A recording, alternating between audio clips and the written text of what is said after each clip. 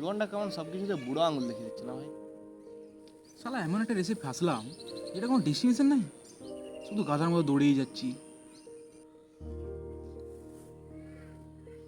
আগে আইপিএল এলে ভাবতাম কোন জার্সিটা কিনবো, কোন জার্সিটার কত দাম। আর এখন ভাবি ইলেকট্রিক বিল কত এসেছে, কোন দোকান থেকে মাসকাবারি জিনিসটা কিনলে একটু কম হবে খরচটা। সত্যি ভাই, আমাদের জীবনটা কেমন যেন পাপেট শোয়ের পুতুলের মতো হয়ে যাচ্ছে দিন। কেউ যেন নাচিয়ে চলেছে, আর আমরা কেমন যেন নিচে চলেছি তাদের ইচ্ছায়। বড় হয়ে গেলাম ভাই, বড় জলদি বড় হয়ে গেলাম, জীবনটা থমকে গেল।